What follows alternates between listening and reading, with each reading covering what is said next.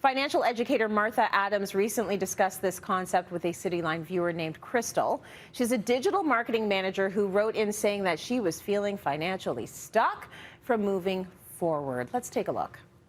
I am multi-generational foster youth, former foster youth. And so many generations of my family have gone through the foster care system or been in and out of it. I was abandoned into the foster care system at 11 years old and disowned from my family. And I didn't know who my father was, and my sisters were gone. I literally was all alone, and my mom took everything I owned in the middle of the night. And so at 11 years old, I decided that me were going to be okay. And I was going to always take very good care of myself. And since we're talking about finances today, my sister would say, well, when I get older, I'm going to marry a rich man and sit on my butt my whole life. And I said, oh, yeah? Well, when I get older, I'm going to make a lot of money. And the only thing I'm ever going to buy you is an education. So I always put myself in a peak state and push myself so hard. But it's just really been brewing lately that there has to be an easier way. You know, something is blocking me. Something got me this far, but it's somehow capped me out from really taking it to the next level and making the multi-billion-dollar businesses that I want to build and leave a legacy for former foster youth. I am so glad you were able to sit with Crystal and talk to her about her incredible story. So what do you think is the most important thing you were able to help Crystal with?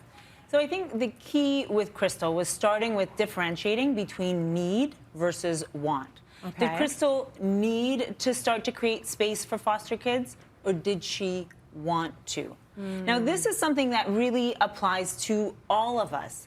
There's a difference between those two words and the way we feel about them.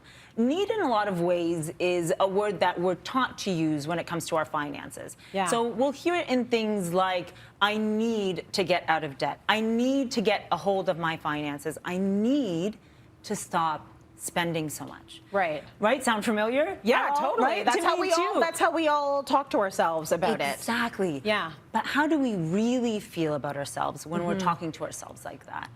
We start off self-deprecating right off the hop. And then we end up getting stuck feeling like we've got to focus on all of the how-to, so all the finances from the outside in.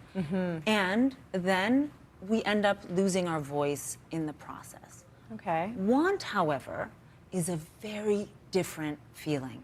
We end up starting with finances from the inside out. It's self-appreciating because who can truly want something for you is you. So not only is it self-appreciating, it's forward-looking as well.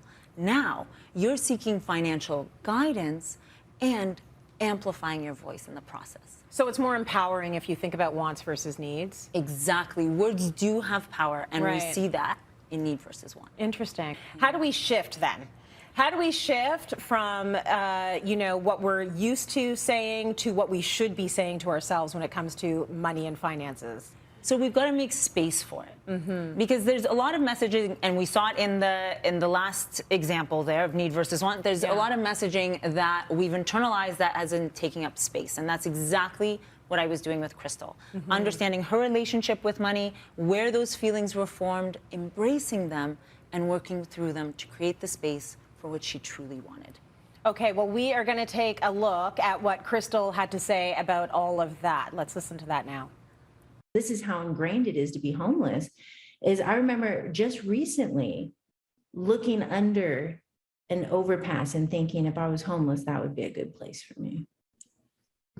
As a grown woman making six figures, a homeowner, like it's still there, you know? This is why I want to highlight the way that you feel and where it's coming from. So your money influences from when you were, let's start with when you were growing up, what you observed. I don't remember there ever being money. My mom was on welfare. And so, you just kind of wait till you get the check. I was raised on government cheese, like literally, and food stamps that were paper, before the card.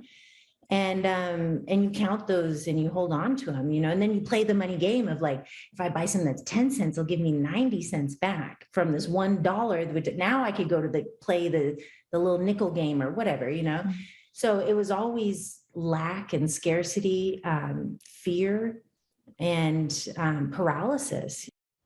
What's cool is that Crystal really understands. Like, she understands even where these thoughts came from as she thinks about her childhood and growing up. And when I listen to her talk about, you know, driving past the overpass and thinking, oh, that's where I might stay, even though I'm making 6 figures if I was homeless, I totally get that. It reminds me a lot of, actually, and this is a weird analogy, weight loss. Right. When someone has lost a ton of weight and they still can't see themselves in the new body. Yeah. So it's like the language that you're using internally needs to change. Absolutely. And reflect how you can now move through the world in this different way. So talk to me a little bit more about what Crystal needs to do to make that progression.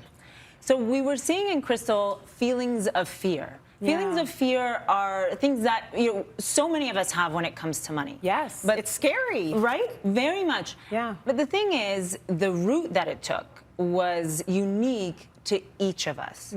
And so by Crystal connecting to her unique story, she could actually start to see that those feelings of fear were not just through her, there were other characters in her story. And she saw that with her mom. Yeah. So her mom would repeat messaging to her that was really depreciating. Yeah. And she would sneer at her and say, how does it feel to want? So Crystal had a really negative emotional association with the idea of want from that messaging from her mom. But it all really started when she started to connect with herself and prioritize herself in the conversation. Then she could start to hear that kind of hidden messaging. And by working through it, she could start to then take her power back as she turns down the volume on her mom's voice and turns up the volume on her voice. Interesting. And that's what we all need to be doing, turning up the volume on our voice, That's right? right. And hearing the hidden messaging. And hearing the hidden messaging. Really good. I love that you walk people through this, Martha, because there's so much happening in our brains when it comes to finances. And everyone watching, did this create an aha moment for you? Or did it make you consider what might be taking up space in your life? Well, you can work with Martha as well. You just email submissions at cityline.tv and you could be chosen to work one-on-one with Martha so that you too can connect to your inner financial power.